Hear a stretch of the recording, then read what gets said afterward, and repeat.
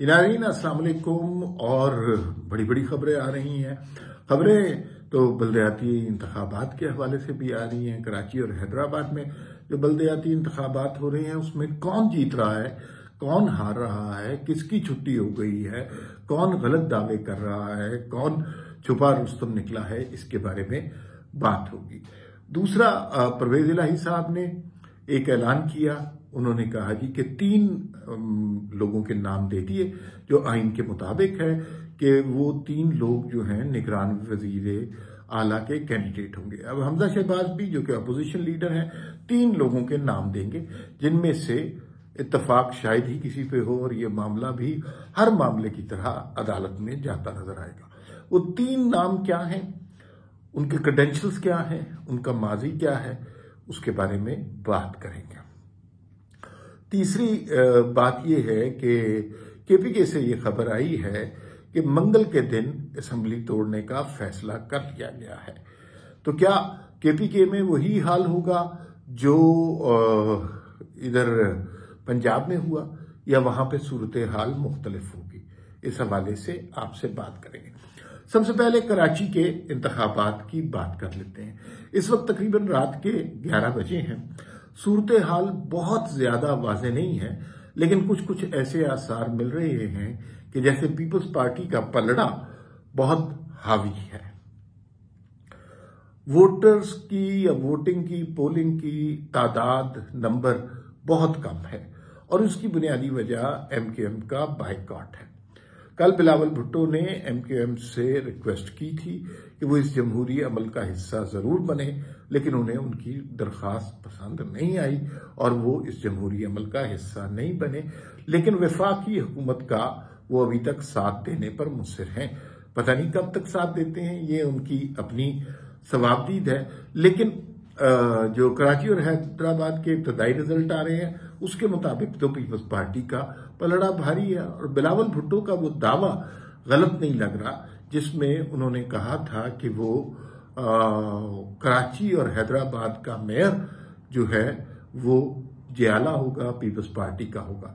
ये बड़ी हैरानकुन बात थी, लेकिन आज के इंतखाबात के नताइज से अभी तक ये लग रहा है कि ये हैरानकुन बात इतनी भी नहीं है।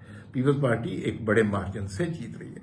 दूसरी जानिब जमात इस्लामी के हाफिज नईमुर रहमान साहब, वो उन्होंने टीवी पर आकर इल्जाम लगाया कि भाई ये जो है हम धांधली हो रही है, फॉर्म 12 उन्हें नहीं मिल रहा जो उनका आईनी और जमहूरी हक है, और जमात इस्लामी कंपटीशन भी दे रही है। टफ है कि नहीं ये तो हालात बताएंगे, लेकिन जमात इस्लामी ने बहरहाल टफ कंपटीशन दिया है। हाफिज नईमुर रहमान अच्छी शोहरत के हामिल आदमी हैं और उन्होंने कराची में काम भी बहुत किया है। तो अभी देखते हैं कि क्या सूरत हाल बनती है। बाकी सारी जमातें कोई ऐसी खास पंजाब, कराची में और हैदराबाद में मौजूद नहीं है, लेकिन एक जमात जिसका बड़ा शोहरा था, जिसका बड़ा घमंड था, जिसका बड़ा अज़्म था और जो कराची को और हैदराबाद को 2018 में फतह कर चुके थे, अब उनका ख्याल था कि अब हम फतह कर लेंगे दोबारा, और वह उस जमात का तिया पांचा हो गया है। कराची और हैदराबाद के अवाम ने इन बल्दियाती इंतखाबात में अब तक के नताइज के मुताबिक बुरी तरह तहरीके इंसाफ को मुस्तरद कर दिया है। तहरीके इंसाफ के जीतने वाले उम्मीदवार कहीं खाल खाल नजर आते हैं। ये वही शहर थे जिन्होंने इमरान खान को बहुत ज्यादा वोटों से जिताया था, जहां पे पढ़ा लिखा तबका इमरान खान के हक में था। लेकिन इमरान खान ने गुज़िश्ता 1 साल में जो सियासत की है उससे बहुत से लोग बदजन हो चुके हैं। बहुत सारे लोगों को नफरत के उस बयानिए से अब घिन और उबकाइयां आने लग गई हैं और वो अब इस तरह की इंतशार की सियासत नहीं चाहते। कराची और हैदराबाद के जब हतमी नताइज आएंगे तो आपको चार्ट टेबल पर पीटीआई कहीं बहुत नीचे नजर आएगी। ये लम्हा फिक्रिया होगा इमरान खान के लिए, तहरीके इंसाफ के लिए, कि उन्हें अपनी पॉलिटिकल स्ट्रेटजी जरूर सोचनी चाहिए। वो इस्टेब्लिशमेंट के खिलाफ हैं, वो जल्दबाजवा के खिलाफ हैं, तो उस वक्त इख्तलाफ करते जब वो सरबराह थे। उनके जाने के बाद उनसे इख्तलाफ का कोई फायदा नहीं है, बुज़दिलों वाला काम है।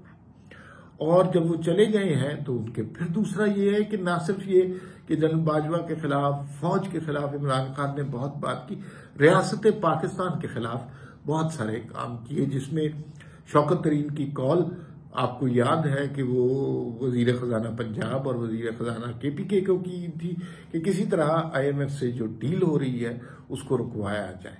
फिर इमरान खान का ये भी बयान था कि बेशक अगर वो हुकूमत में नहीं रहते तो इस मुल्क पर एटम बम गिरा दिया जाए, या फिर उनका ये बयान भी रिकॉर्ड पर है कि बेशक पाकिस्तान के 3 टुकड़े कर दिए जाए। दूसरा, गालम गलोच दंगा फसाद की सियासत के वो बड़े माहिर हैं, इल्जाम तराशी के। तो वो मैं हमेशा से कहता था कि इस तरह की गालम गलोच, इल्जाम तराशी की सियासत की तबई उम्र कम होती है, और वही हम देख रहे हैं कि कराची और हैदराबाद से PTI का सफाया हो गया। अब दूसरी अहम खबर की तरफ चलते हैं, और वो खबर ये है कि परवेज इलाही साहब ने ऐलान किया है कि 3 नामजद लोग किए हैं जो आकर निगरान वजीर आला बन सकते हैं। और अब हमजा शहबाज 3 नाम देंगे जो बड़े मजे के नाम दिए हैं। आसिफ नवाज खोसा और सुखेरा, आसिफ नवाज सुखेरा शायद उनका नाम है। दूसरे नसीर खान साहब हैं जो मुशर्रफ साहब के दौर में वजीर सेहत थे। फिर उसके बाद नासिर सईद खोसा आसिफ सईद खोसा के भाई हैं। परवेज इलाही जज्बात में आकर आसिफ सईद खोसा कह गए, हालांकि उन्हें नासिर सईद खोसा कहना चाहिए था। वो शायद चीफ सेक्रेटरी रहे हैं पंजाब के। इसमें नवाज सुखेरा साहब का नाम बड़ा दिलचस्प है। इनको नवाज शरीफ के दौर में MD-PTB लगाया गया, फिर उसके बाद ये PTI के दौर में भी बड़े पावर में रहे, फिर उसके बाद जनाब इस कैबिनेट डिवीजन में भी रहे। और वो जो हमने सुना हुआ है कि हर सरकारी अफसर जब कोई दूसरा ओहदा लेता है तो उसकी रिटायरमेंट के बाद कुछ कम से कम 2 सालों का वक्फा होना चाहिए। ये जो सुखेरा साहब हैं, इनकी रिटायरमेंट अभी शायद 2 जनवरी को हुई है या अभी हाल ही में हुई है। तो इनकी रिटायरमेंट के बाद इन्हें 2 साल चाहिए कोई और ओहदा कबूल करने के लिए। अगर उससे पहले ये कोई ओहदा कबूल करेंगे तो ये खिलाफे आइन होगा, खिलाफे कानून होगा, रियासत पाकिस्तान की मंशा इसमें शामिल नहीं होगी। लेकिन चूंकि ये नाम डाला गया है, मुझे जाती तौर पर शक पड़ रहा है कि बाज़ औक़ात कुछ नाम इसलिए डाले जाते हैं कि जो हतमी होते हैं उनके लिए रियासत के उसूलों को कुर्बान कर दिया जाता है। जो सुखेरा साहब के लिए भी बाज़ औक़ात यूं लगता है कि रियासत के उसूलों को कुर्बान कर दिया जाएगा और उन्हें निगरान वज़ीर आला बना दिया जाएगा। आसिफ सईद खोसा के जो चीफ जस्टिस हैं, उनके भाई जो हैं वो आप खुद ही समझ सकते हैं। वो हालांकि अच्छे ओहदों पे रहे हैं, उनका नाम क्यों डाला गया, उनसे तहरीक इंसाफ की क्या तवक्कुआत होंगी। आगे हमजा शहबाज के जो नाम आएंगे वो भी हम एवेल्युएट करेंगे और देखेंगे कि वो किस रुख पर जाते हैं। उनमें कोई इस तरह के नाम हैं कि जिन पे सवाल उठ सकते हैं कि नहीं। एक और खबर ये थी कि इमरान खान ने परवेज इलाही को तहरीक काफ लीग को दावत दी है कि वो तहरीक इंसाफ में जम हो जाए। मेरा नहीं ख्याल ये कभी भी जम होंगे। ये 4-6 नशिस्तें हमेशा से लेकर हुकूमत करने के आती है। एक दफा ये तहरीक इंसाफ में जम हो गए तो इन्हें बिल्कुल अच्छी तरह पता है कि इनकी हैसियत, इनकी औकात क्या होगी। इनकी वैल्यू उस वक्त तक है जब तक ये तहरीक इंसाफ के इत्तेहादी हैं, और उसके बदले जाहिर है चंद नशिस्तों के बदले ये वजारत आला भी लेते हैं, मिनिस्ट्रियां भी लेते हैं। और अगर ये जम हो गए उसके अंदर तो फिर तो इनको शायद मिनिस्ट्री भी ना मिले। तो ये अहमकाना सी बात है। परवेज इलाही साहब ने जो है इसका जवाब यूं दिया कि हम अपनी पार्टी के लोगों से मशवरा करके देंगे, हालांकि पार्टी वो खुद है। और मैंने परवेज इलाही साहब की प्रेस कॉन्फ्रेंस सुनी, मुझे काफी तशवीश हुई। उनकी तबीयत कोई ठीक नहीं लगती और अल्लाह उन्हें सेहत दे। लेकिन जिस तरह ये 3 नामजद उम्मीदवारों के नाम उन्हें याद नहीं थे और उन्हें बार बार याद करवाना पड़ रहा था।